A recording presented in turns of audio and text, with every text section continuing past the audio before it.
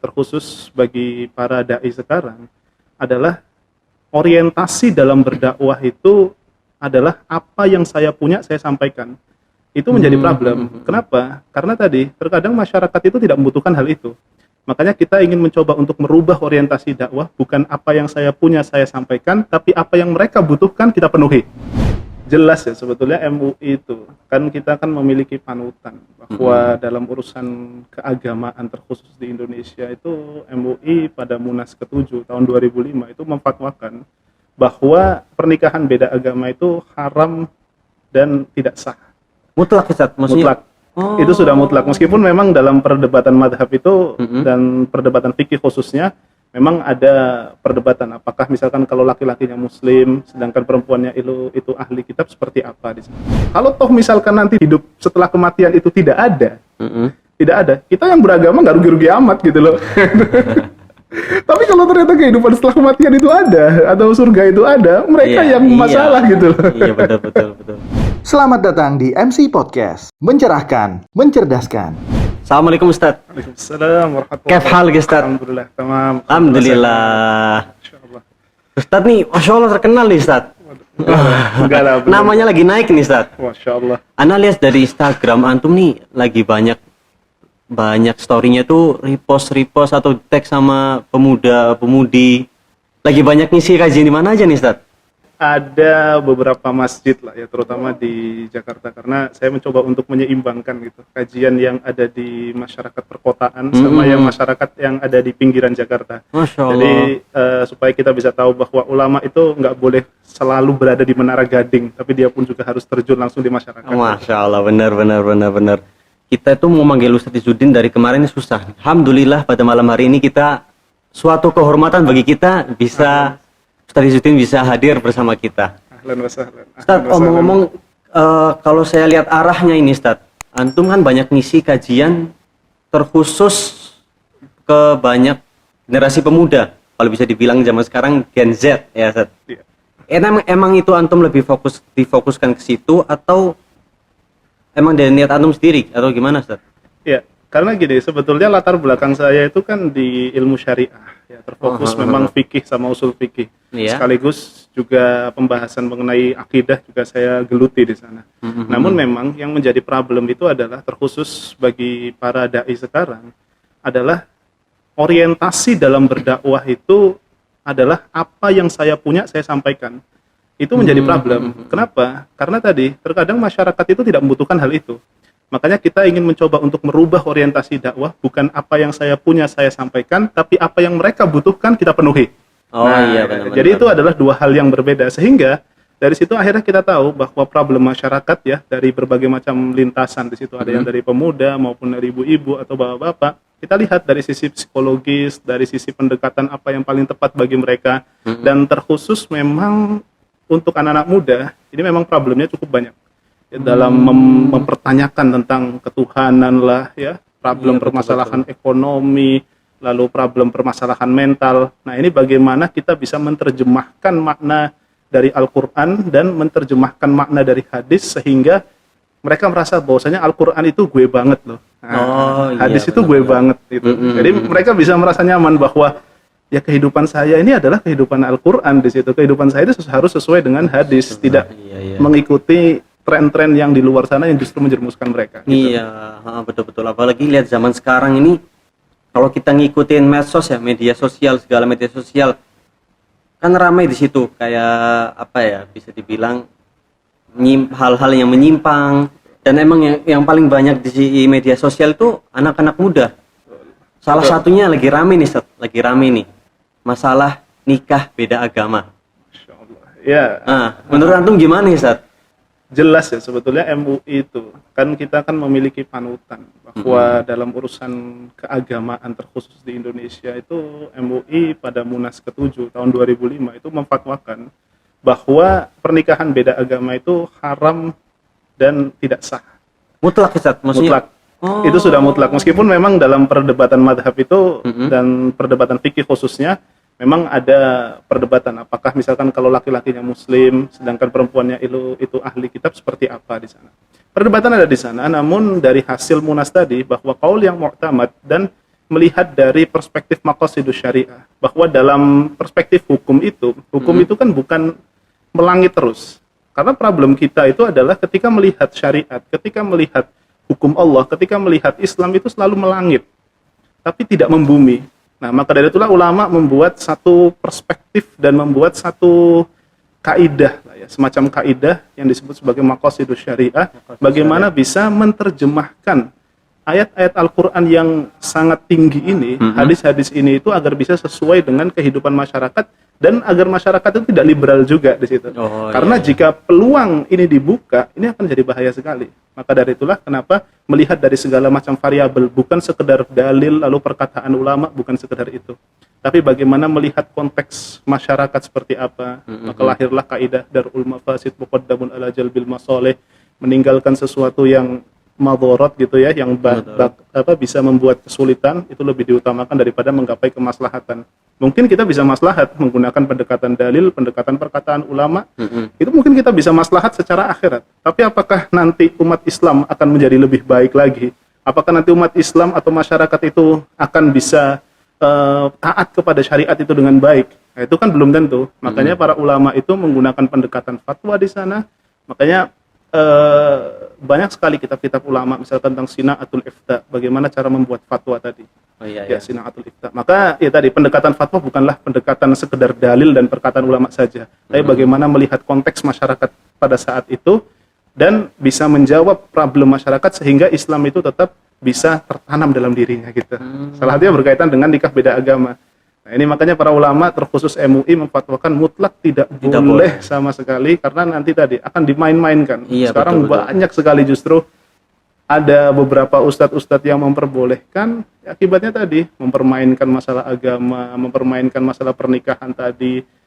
Dan sekalipun juga Allah menyebutkan qu anfusakum wa ahlikum naro, jagalah dirimu dan jagalah keluargamu dari api neraka.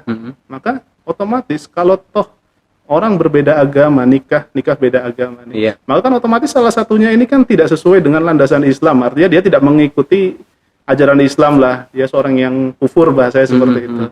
Lalu bagaimana nanti pertanggungjawaban dia di hadapan Allah, atau pertanggungjawaban suaminya misalkan istrinya itu beragama lain, pertanggungjawaban di hadapan Allah seperti apa? Sedangkan Allah memerintahkan agar kita bisa menjaga keluarga kita dari api neraka. Salah satu menjaga dari neraka adalah dengan tauhid ya, maksudnya agama. Betul sekali. Betul, nah, setiap tantangan itu ya, salah satunya itu contoh itu ya, menyimpang dalam hal nikah beda agama.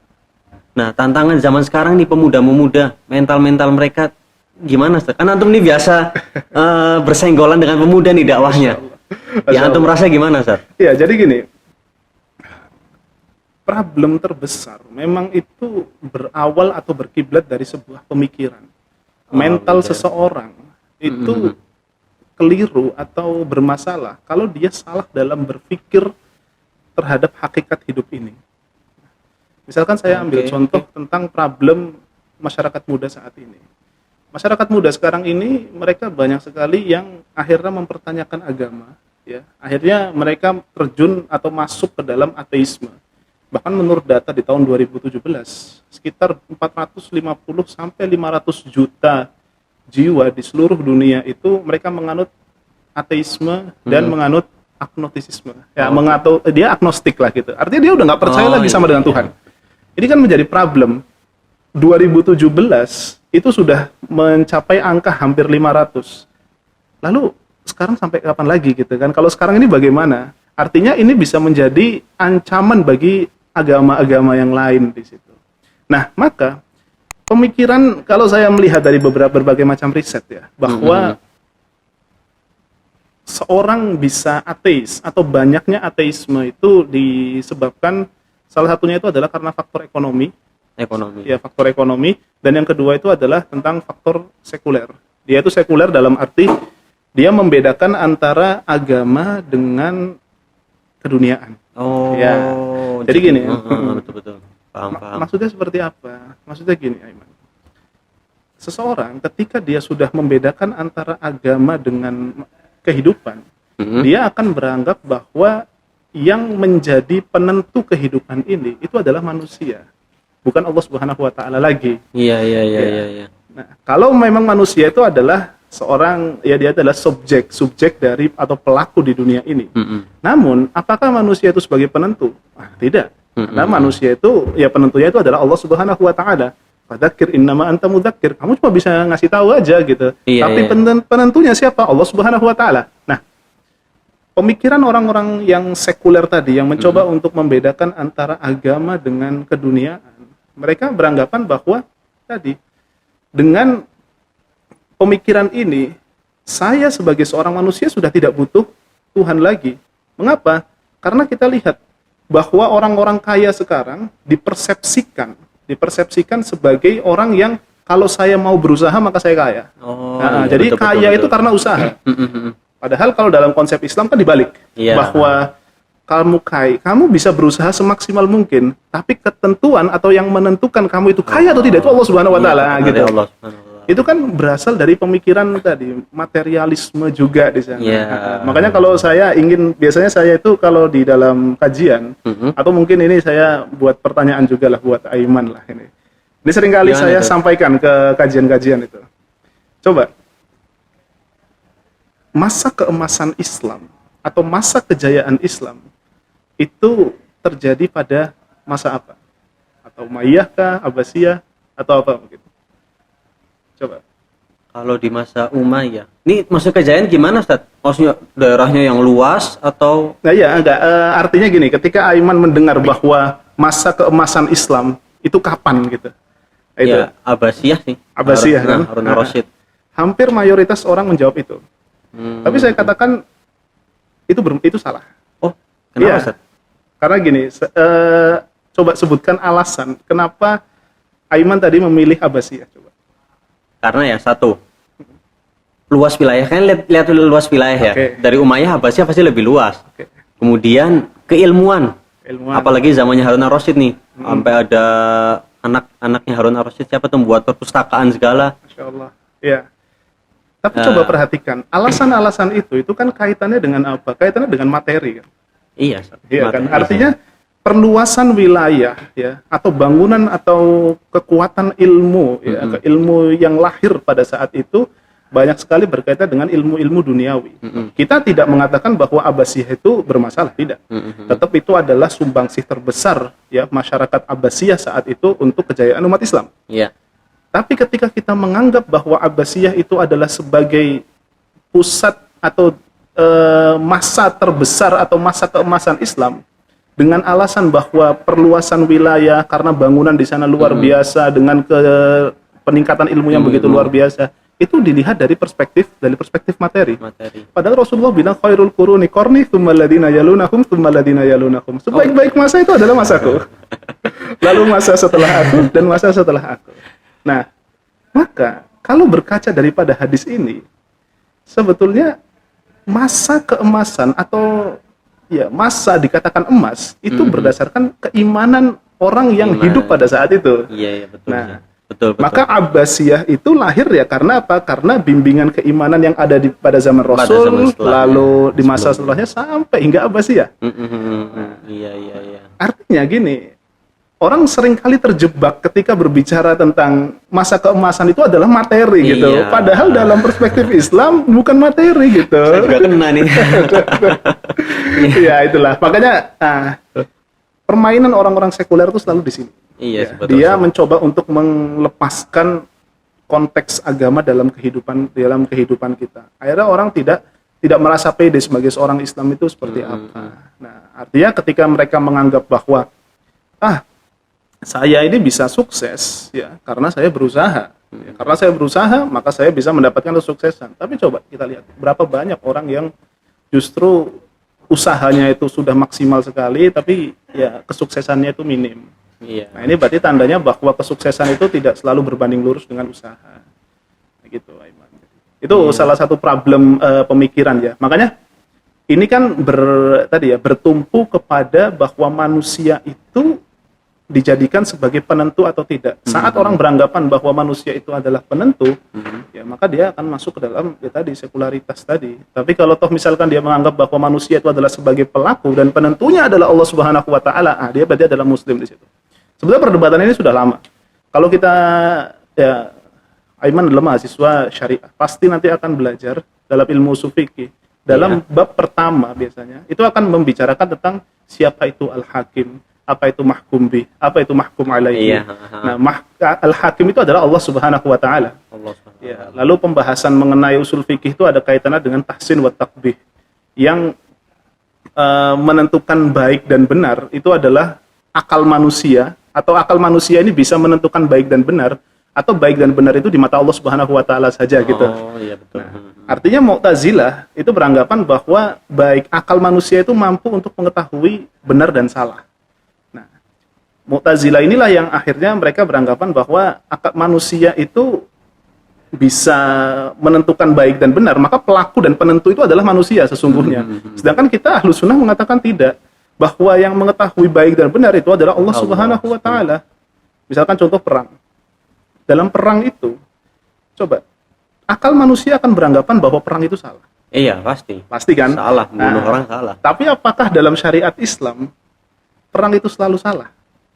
Enggak sih. Enggak selalu kan? Enggak sih. Artinya kalau dalam keadaan tertentu Rasulullah juga melaksanakan perang Iya, di sana. betul. Jadi artinya akal manusia terbatas di situ. Iya. Makanya pemikiran sekuler yang berbasis kepada akal ini sebetulnya tidak logis. Karena pada prinsipnya mereka hanya menggunakan logika saja ya. Padahal sumber-sumber ilmu itu ada banyak. Gak hanya logika saja. Imam Nasafi itu dalam Aqidah Nasafiyah yang akhirnya disyarah oleh At-Taftazani, itu syarah Aqidah Nasafiyah, menyebutkan bahwa sumber ilmu itu ada tiga. Ada tiga. Ada tiga. Sama Yang pertama itu akal. akal. Akal dulu. Dan yang kedua itu adalah indra. Ya, indra kita gitu. Dan yang ketiga itu adalah khobar sodik, informasi yang benar. Nah, bahwa tiga sumber ini itu harus berkaitan satu dengan yang lainnya. Jadi tidak boleh dinafikan. Problem orang sekarang, terutama anak muda, Iya. mereka hanya menggunakan ya tadi akal dan indranya saja.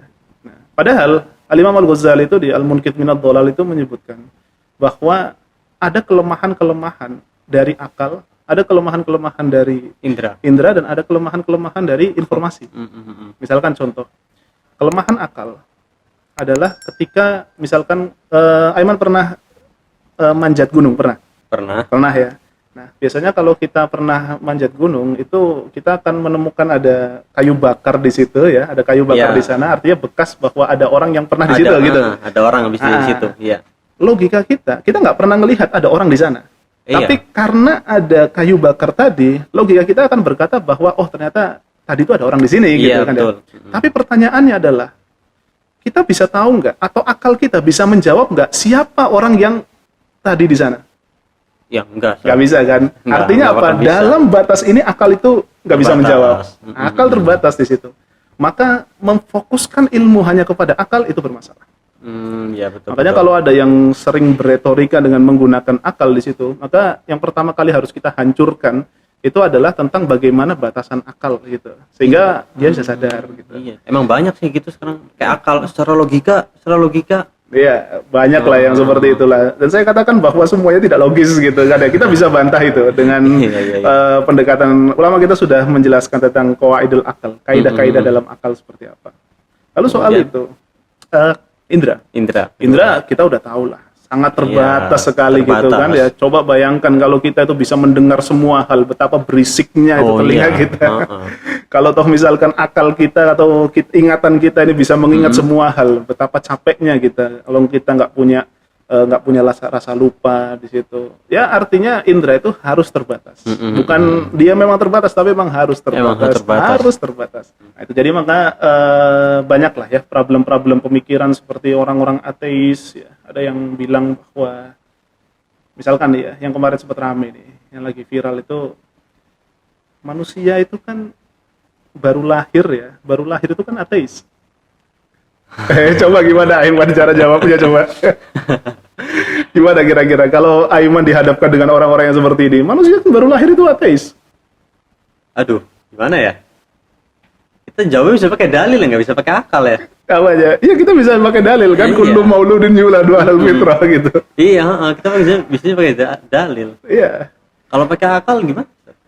Iya, jadi gini. Ya ini bocoran lah buat Aiman lah ya. Buat Aiman dan buat teman-teman, buat semua ada di MC Podcast. Jadi gini, bahwa melihat hakikat sesuatu itu ya, melihat hakikat sesuatu itu bukan dilihat dari alasan mengapa, tapi hikmahnya apa gitu. Jadi seperti ini. Coba bayangkan ya, Aiman. Ketika ada bayi baru lahir, dia meninggal. Pertanyaannya adalah, apakah bayi yang baru lahir itu dia masuk surga atau masuk neraka? Masuk surga, Ustaz. Masuk surga kan? Iya.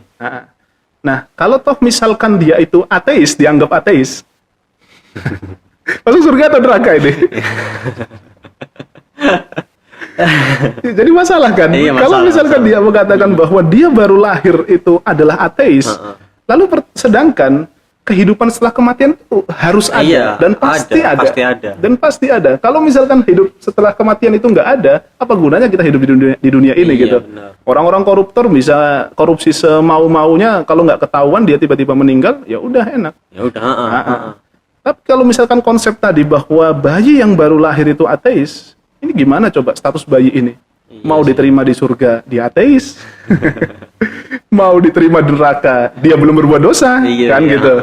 Maka logika akan berkata bahwa bayi yang baru lahir ini, ya, dia pertama kalau dia dimasukkan ke dalam neraka itu mustahil. Karena apa?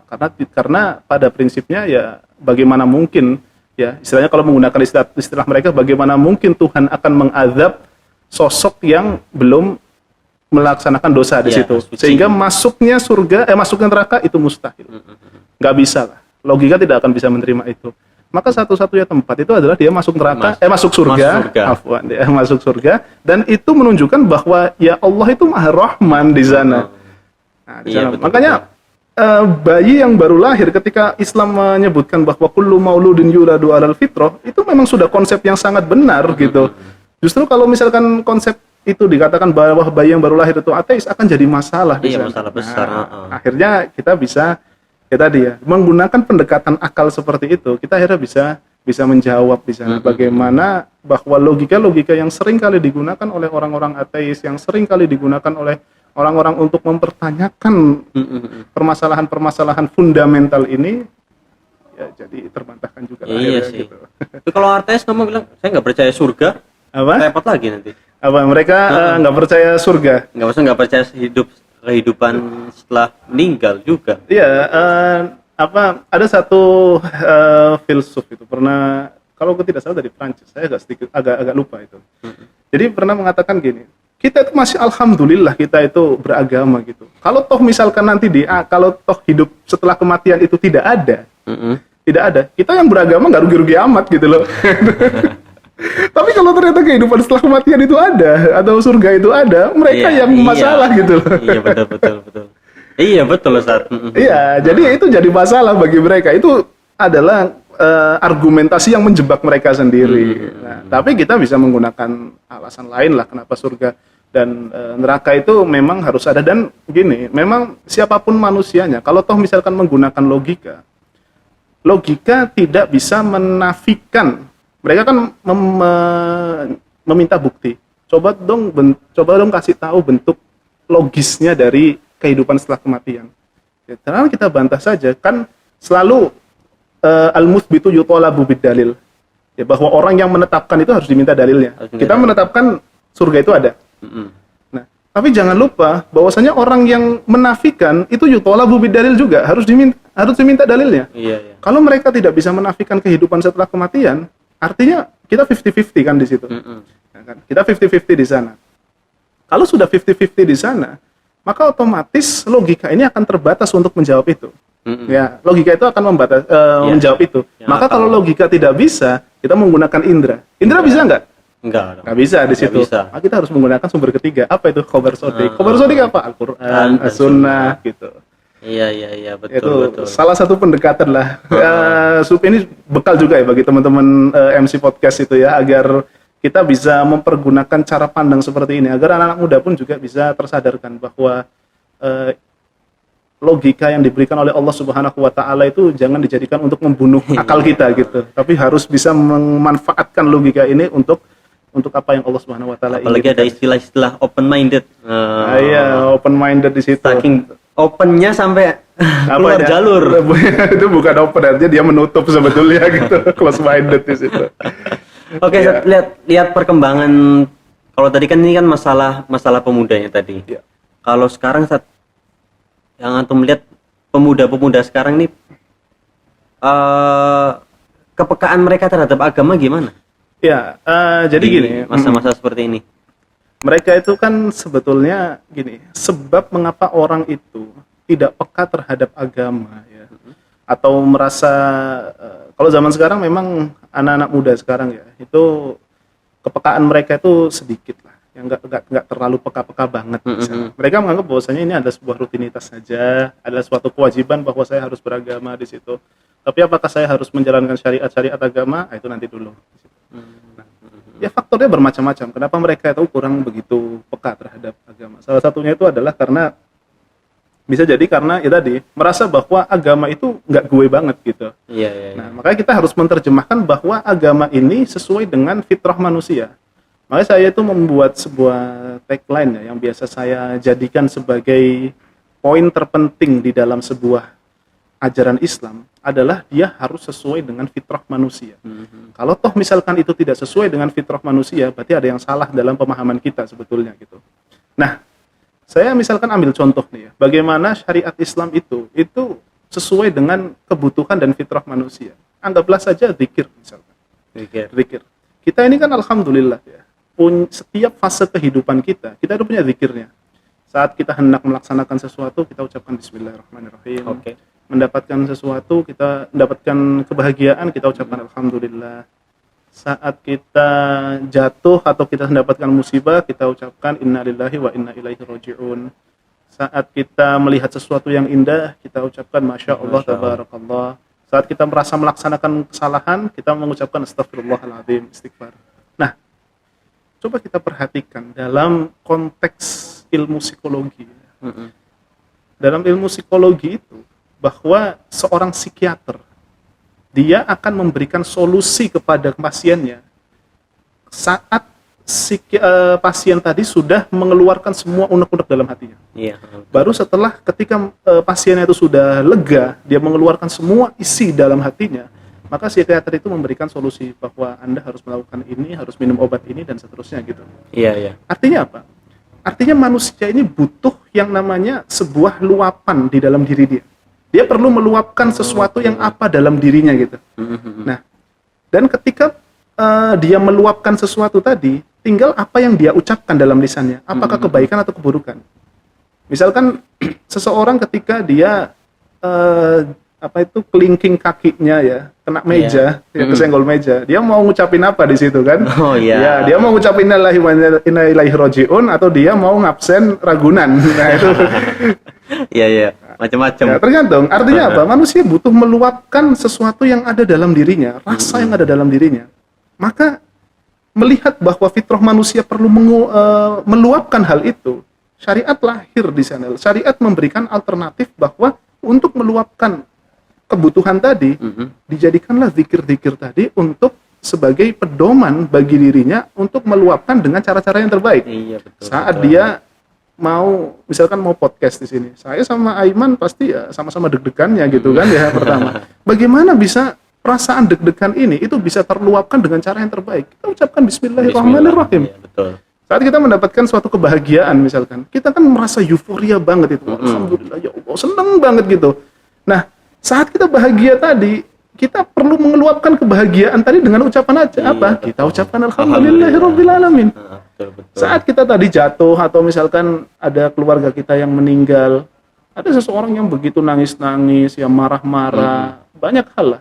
Tapi kita luapkan dengan innalillahi wa inna ilaihi raji'un.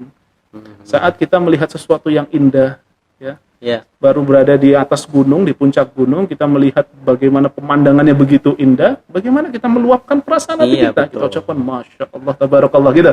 Nah, maka bisa dibilang bahwa zikir ini adalah cara kita untuk merayakan aktivitas kita gitu. Nah, zikir merayakan aktivitas kita. Nah, manusia butuh meluapkan hal itu dan ada solusi di dalam syariat. Nah, kita harus melihat hal ini bahwa syariat ini sesuai dengan fitrah manusia, maka syariah itu adalah gue banget. Itu jadi maka bagaimana cara kita ya, tentu sebagai seorang dai atau sebagai kawan-kawan yang biasa berkumpul di kalangan anak-anak muda, bagaimana bisa menerjemahkan hal ini di situ, bahwa anak-anak muda itu butuh sesuatu yang relate banget dengan kehidupan kita. Makanya tadi kita di awal kita sebutkan bahwa kita berdakwah bukan apa yang kita miliki kita sampaikan, tidak, tapi apa yang mereka butuhkan kita penuhi. Itu orientasinya di situ. Iya, betul. Berarti emang harus seperti itu. Jadi kita bisa apa ya istilahnya, si pemuda ini butuh apa kita bisa berikan, supaya hal ini jadi kebanggaan buat mereka sendiri, atau modelnya role model buat diri mereka sendiri gitu ya, Ustaz. Betul, role model buat kehidupan mereka. Karena memang problem ya, kalau kita lihat itu memang masalah anak-anak muda itu ya karena mereka itu kesepian sebetulnya. Saya lihat sekarang gitu ya, terutama yang muda-mudi lah. Itu memang problemnya itu adalah problem kesepian. Iya, dan mencoba untuk menjawab kesepian itu dengan hal-hal yang dengan cara pandang yang tidak baik. Coba tanyalah ya anak-anak kecil atau anak-anak muda di zaman sekarang. Kalau lagi malam-malam ya jam 10 malam udah waktunya tidur, matiin lampu dan ada rasa takut di situ. Siapa yang pertama kali apa yang pertama kali dia pikirkan? Yang dia pertama kali pikirkan itu adalah setan gitu. Yang dia pikirkan itu adalah hantu. Kenapa dia harus berpikir di dalam kesendirian dia? Itu hantu atau setan gitu loh. Kenapa kok nggak malaikat? Kenapa kok nggak Allah di situ kan? Ini menjadi problem di dalam pemikiran gitu ya, di dalam pemikiran bahwa ya merasa kesepian apalagi pasca Covid. Ya, pasca Covid ini buat ya jadi orang makin kesepian lagi. Isu mental health ya, mental mereka menjadi down di sana. Ya, faktornya memang bermacam-macam. Salah satunya tadi karena Covid tadi ya, atau misalkan karena problem pengasuhan. Ya, karena apalagi anak muda zaman sekarang ya, Iman ya. Kita lihat bahwa problemnya juga itu tidak memiliki sikap untuk berkata tidak. Ya, artinya iya aja gitu kan ya, iya aja. Padahal Rasulullah SAW itu mengajarkan kita tentang bagaimana mendidik anak agar anak itu bisa memiliki independensi. Dia bahwasanya saya itu independen. Saya melaksanakan ini ya karena memang kemauan saya. Saya berkata A dan saya berkata B gitu. Misalkan pada saat Rasulullah SAW duduk di tengah-tengah ada orang-orang tua di sana dan ada anak kecil. Lalu Rasulullah melihat anak kecil ini ada air di situ. Rasulullah minta kepada anak itu, boleh nggak aku minta airmu lalu aku berikan kepada orang-orang tua tadi. Maka anak kecil itu tadi mengatakan enggak, aku nggak mau ngasih ke mereka. Ini punya aku. Apa yang dilakukan Rasulullah SAW? Rasulullah membiarkan anak itu. Ya sudah, minum saja gitu. Tapi sekarang coba kita lihat orang-orang tua kita. Saat misalkan ya dia lagi bawa permen atau dia lagi bawa coklat, lalu ada tamu datang. Lalu tamunya itu minta atau anaknya itu atau orang tuanya ngomong sama anaknya itu bagi tamunya gitu. Lalu anaknya bilang enggak, ini coklat aku. Apa yang diucapkan oleh orang tuanya? Ayo, jangan gitu ya. Jangan gitu, nggak boleh pelit gitu kan. Iya, betul. Itu mengakibatkan menurut riset dalam ilmu parenting bahwa anak yang dilarang seperti itu akan menjadi anak yang tidak enakan. Karena independensi mereka itu ternodai pada saat itu. Dia merasa bahwa ini adalah milik saya. Dan orang tua menghancurkan hal itu yang mengakibatkan anak itu nanti ke depannya akan menjadi anak yang nggak enakan. Ketika sudah diminta sama orang tuanya atau ada orang yang minta ya dikasih aja. Diajak buat maksiat ayo gitu kan. Tidak bisa berkata tidak di situ. Karena memang sedari kecilnya memang sudah dihancurkan oleh orang tuanya, diarahin ke situ ya, diarahkannya ke sana. Makanya ya salah satunya ya problem masyarakat anak-anak muda sekarang kenapa sulit sekali untuk berkata tidak, mudah sekali untuk terenyuh dengan kemaksiatan, mudah sekali terenyuh dengan pemikiran-pemikiran yang bermasalah ya karena mereka tidak bisa berkata tidak kepada sesuatu yang seharusnya mereka tolak. Gitu. Tapi omong-omong masalah pemuda nih, Ustaz, emang dalam Islam tuh kedudukan pemuda gimana sih? Masya Allah. Baik. Ini kan sering diucapkan nih pemuda-pemuda. Iya, pemuda itu kalau kita lihat ya dalam perspektif Islam ya, bahwa sasaran Allah Subhanahu wa taala itu sesungguhnya ya kepada pemuda itu sendiri. Permasalahan nikah ya masyarus syabab gitu kan, wahai orang-orang, wahai anak-anak muda di sana.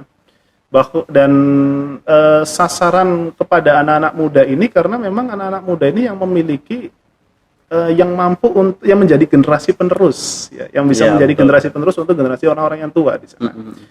Dan memang kalau kita lihat ya, misalkan kualitas Ali bin Abi Thalib.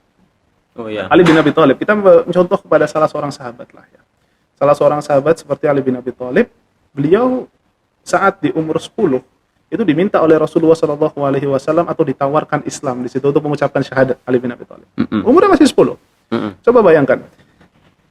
Ali bin Abi Thalib saat diminta oleh Rasulullah SAW untuk bersyahadat, apa kata Ali bin Abi Thalib?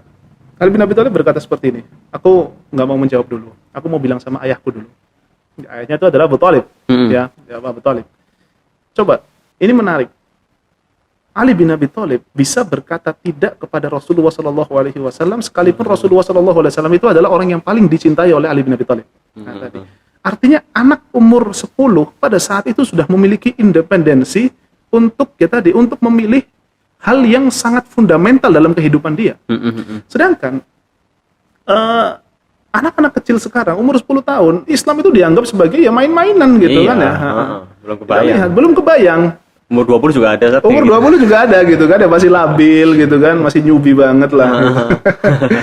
Nah, itu artinya pada saat itu umur 10 tahun saja Ali bin Abi Thalib bisa menentukan dirinya itu mau kemana. Saat itu Rasulullah SAW mengatakan kepada Ali bahwa oke, kalau misalkan kamu ingin berkata kepada ayahmu terlebih dahulu, tunda dulu deh ngucapin syahadatnya, jangan sekarang. Lalu yang menarik adalah ucapan Ali bin Abi Thalib setelah itu. Ali bin Abi Thalib mengatakan, ya Rasulullah, kalau engkau menginginkan apa yang jawaban dari diriku, maka aku akan mengikuti engkau ya Rasulullah. Asyhadu an la ilaha illallah wa asyhadu anna Muhammadar Rasulullah. Gitu.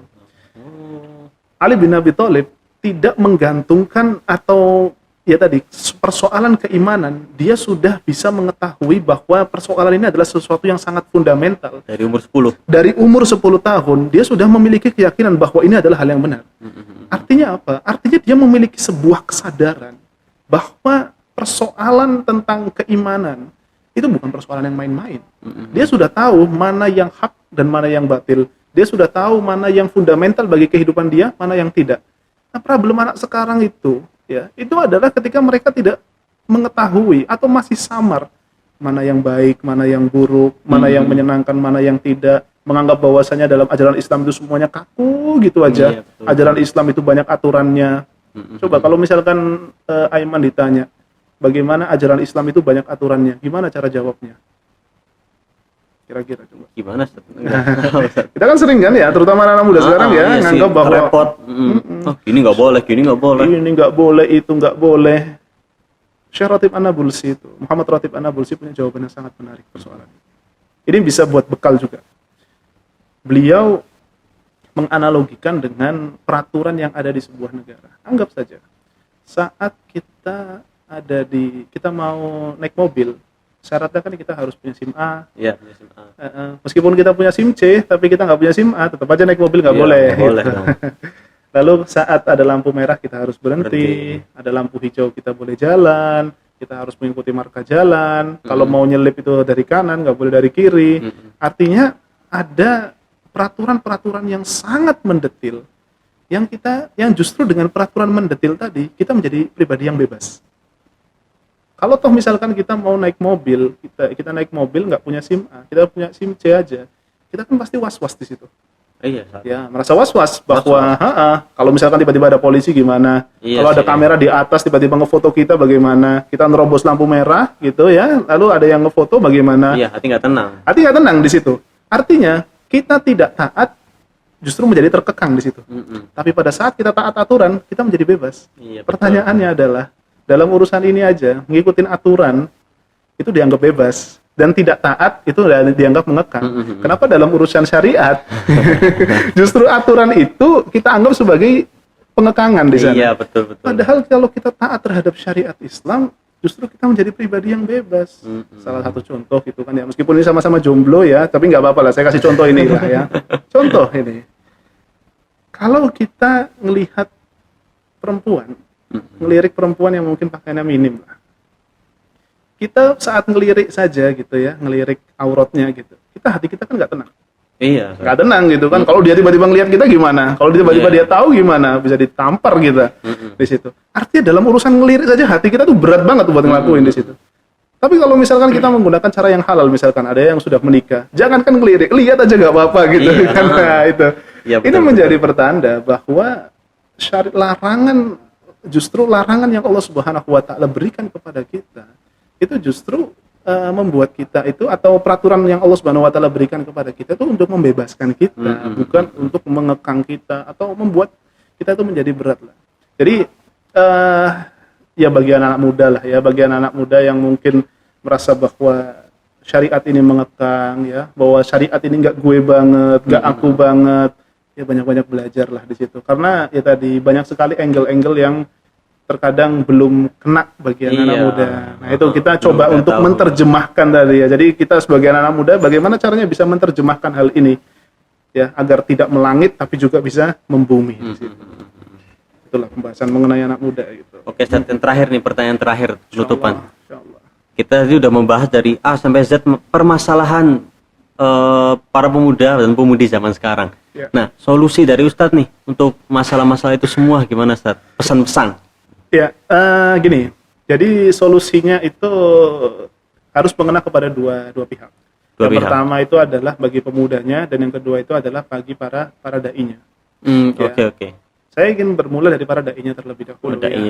Bahwa tadi kita harus menjadi dai yang lapangan lah, benar-benar terjun ke lapangan. Bukan dai-dai yang hanya sekedar ada di perpustakaan ya, cuma sekedar ada di meja belajarnya saja, cuma belajar gitu saja tapi tidak mengetahui lapangan itu seperti apa. Jadi otomatis dia pun juga harus keluar dari meja belajarnya dan masuk ke dalam lapangan dakwah itu tadi, agar bisa mengetahui pendekatan-pendekatan apa yang paling tepat di sana.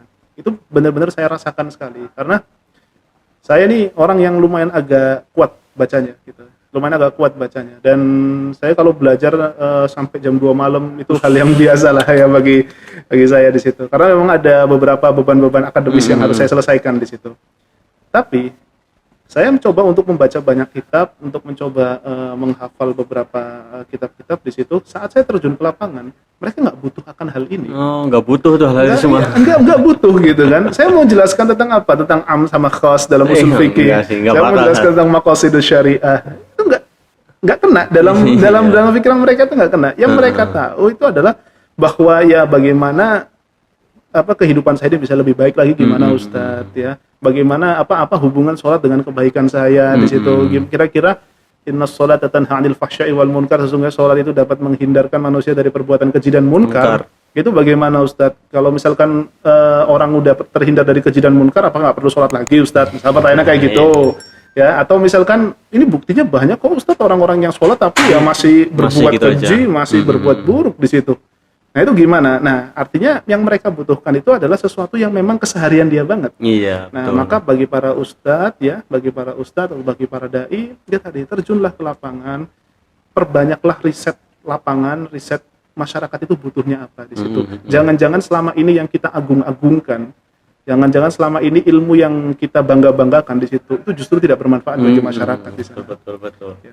Nah itu satu. Jadi otomatis bagi para dai untuk bisa mengetahui lapangan. Kalau kata Syekh Yusuf Qaradawi itu kita harus bisa melahirkan dai-dai yang bukan berani mati saja, tapi berani hidup di situ. Ya berani hidup dalam arti ketika terjun di lapangan ya dia harus benar-benar bertahan hidup di sana, bertahan hidup di tengah gempuran masyarakat yang begitu luas ya tentang dakwah ini. Kalau orang yang biasa ada di meja saja ya sudah, dia cuma gempurannya gempuran kitab gitu, buku. Tapi gempuran masyarakat, nah itu belum tentu tadi. Nah, yang terakhir bagi para dai juga harus bersabar lah, bahwa dakwah ini nggak bisa instan. Siapa yang berharap dakwah ini instan, dia berharap itu sesuatu yang utopis, nggak mungkin. Dakwah ini butuh proses. Coba dan sekali lagi, sekalipun dakwah ini juga harus penuh dengan kesabaran, tapi toh juga kita harus memiliki sifat atau memiliki harus merasa pede juga bahwa dakwah ini pun juga akan maju. Coba kalau sekarang anak-anak muda sekarang itu tahu kalau udah bulan Ramadan, dulu itu taunya Ramadan itu cuma puasa. Sekarang mereka tahu iktikaf itu. Betul. Sekarang udah menyebar tuh iktikaf tuh di masjid mana-mana ada iktikaf. ya Allah, Bisa hitung jari. hitung jari gitu kan ya, bahkan nggak ada sama sekali ketika tahunya Ramadan dia cuma puasa gitu. Artinya apa? Artinya dakwah ini tuh ya nggak gagal-gagal banget gitu Iya. loh, tetap ada proses, ada kemajuan di sana, makanya kita harus bersabar di situ. Baik, itu bagi para dai ya, Para di sana dai. ya harus ada riset di sana, harus terjun ke lapangan dan harus sabar. Nah, khusus bagi anak-anak muda sekarang ya tadi sering-seringlah ngaji ya, datanglah ke ustadz-ustadz yang dirasa bahwa ustadz ini bisa memberikan dampak yang positif bagi diri dia, bahwa Islam itu tidak semenakutkan yang kalian pikir, Iya, betul. nggak semenakutkan yang kalian pikirkan, bahwa ada satu fase di mana kita harus mengakhiri hidup kita, yaitu dengan kematian yang datang kepada kita. Artinya mau sampai kapan kita mau merasa seperti ini. Jadi sadarilah bahwa setiap yang Allah Subhanahu wa taala berikan kepada kita itu pasti ada hikmahnya di sana. Maka carilah hikmah tadi, bukan sekedar mencari alasan kenapa Allah mensyariatkan ini, kenapa Allah kok nyuruh ini. Iya, betul. Kita jangan mikirkan itu. Kita mikirkannya adalah apa hikmah di balik itu semua. Karena kalau orang yang berpikir bahwa kenapa Allah menciptakan ini, kenapa Allah mensyariatkan ini, dia pada dasarnya tidak memiliki sandaran, tapi sudah mempertanyakan. Akhirnya terjebak di dalam kebimbangan tadi. Tapi kalau dia berpikirnya bahwa apa hikmah di balik ini semua, dia sudah memiliki sifat tawakal di situ, Iya, bahwa betul. ini milik Allah Subhanahu wa taala, tinggal hikmahnya apa. Nah, gitu. Ya, jadi ngajilah ya, ngaji di situ, belajar yang banyak, jadilah orang soleh. Insya Allah Allah Subhanahu wa taala nggak akan menyanyiakan hambanya yang ingin Berbuat hanya baik. ya untuk berbuat baik, untuk bertaubat. Dan satu lagi saya agak kelupaan tadi, terkhusus bagi para ustadz, karena gini, saya merasa bahwa para anak-anak muda itu ya, bagi para anak-anak muda itu mereka bisa seperti ini pun juga karena kita melihat bahwa bagi para dai-nya pun juga harus banyak belajar. Satu lagi yang saya agak kelupaan tadi, bahwa dai itu bukan sekedar menjadi pengajar, nggak boleh jadi sekedar pengajar. Tapi Karena gini, sebelum tapi ya, karena gini, kalau kita lihat ya, dai sekarang ya melihat bahwa ketika berceramah itu mereka hanya mempresentasikan atau sekedar mengajar. iya, mengajar. Tapi Materi. satu titik yang kurang, menginspirasi. Oh. Nah, ini titik yang jarang ditemukan gitu. Betul. Kita bisa merasa wah sama ustadz ini, ya kita merasa wah. Tapi apakah ini dapat menginspirasi saya sehingga saya bisa berubah? Ini kan belum tentu gitu. belum bisa gerakin hati. Nah, ini jadi Iya. PR juga gitu kan, bagi siapapun yang terjun dalam dunia dakwah ya, bagi baik itu ustadznya ataupun bagi orang yang memang menjadi volunteer lah ya untuk masuk ke dalam dunia dakwah, dia harus menjadi seorang yang jadi inspirator. Dia harus memiliki inspirasi yang banyak untuk disampaikan kepada anak-anak muda sehingga mereka merasa bahwa saya nyaman. Oh, dakwah ini nyaman banget ternyata di situ. Karena memang pada dasarnya anak-anak muda cuma butuh tempat ngaji, ya butuh ustadz yang tepat. Nah, ustadz yang tepat adalah ustadz yang inspirator di situ. Tempat ngaji yang terbaik itu adalah ya tempat ngaji yang memang mereka bisa merasa nyaman, tidak merasa terbebani dengan tempat kajian tadi. Betul. Seperti itu. Alhamdulillah, masya Allah. Emang ya permasalahan umat Islam ini bukan cuma sekedar dari musuh Islam, tapi dari pemuda-pemudinya pun juga banyak. Ya, maka itu tadi saran dari solusi dari Ustadz Izzuddin ya. Yang tadi dari dai aja ada 4, berarti emang lebih penting dari dainya ini ya. Saya lebih merasa bahwa yang paling penting itu sebenarnya dai-nya gitu. Iya. Anak muda itu sebenarnya tinggal menerima saja. Jamaah itu tinggal menerima saja gitu. Makanya kalau misalkan sudah memiliki dai-nya, sudah memiliki potensi yang besar tadi, insya Allah mereka pasti akan ngikutin di sana. Apalagi ya orang Indonesia, alhamdulillah ya, kecintaan mereka kepada ustadz, kepada dai itu tinggi Masya Allah, sekali ya, di sana. betul. Mereka nggak mau dekat itu karena merasa minder di situ. Waduh, saya aja masih buruk kayak gini, masa mau deket-deket sama Iya, kajian. betul. Betul, ada orang gitu akhirnya ya menjauh sih, arahnya jadi menjauh gitu. Betul, Karena betul. mindernya itu. Oke, tadi salah ya untuk para dai-dai, untuk para pengajar mungkin yang sekarang masih menimba ilmu di pesantren khususnya, ya, atau yang baru lulus pesantren atau sedang sekolah. Karena namanya dai yang muda lebih bisa deket ke yang muda, ya nggak Ustaz, pemuda. Iya, betul. Memang dai yang muda lebih mudah lah karena mereka juga mengetahui bahasanya Iya, gitu betul. kan. Ya jangan terlalu itulah, jangan terlalu minder lah juga ya. Jadi seorang dai, waduh ilmu saya masih sedikit gitu kan. Ya enggak ada masalah, ya ilmu masih sedikit tapi yang terpenting tadi bahwa ada ilmu-ilmu dasar yang bisa disampaikan karena kan tidak semua ilmu yang berat-berat yang harus disampaikan gitu Iya. kan. Ilmu-ilmu dasar-dasar saja. Mereka mungkin nggak tahu tata caranya sholat, Iya, betul. ya nggak tahu tata caranya sujud sahwi gimana gitu. Itu hal-hal dasar itu saja yang disampaikan. Oke, ya, alhamdulillah insyaallah pada malam hari ini kita sudah berbicara banyak sekali masalah umat Islam nih ya, apalagi khususnya para pemuda. Insyaallah Ustadz, saya sangat senang sekali bisa merasa terhormat antum bisa datang bermusyawarah bersama kita. Jangan kapok ke sini Ustadz. Aman insyaallah. Aman insyaallah. Dan untuk sobat podcast, jangan lupa seperti biasa untuk subscribe channel kita dan untuk like, comment, and share jika video ini bermanfaat. Ustaz, ya khair insyaallah kita ketemu lagi nanti di Insyaallah. pertemuan Terima selanjutnya. kasih. Terima kasih. Jazakumullah khairan. Wa Akhirul kalam. barakallahu. Wassalamualaikum warahmatullahi wabarakatuh.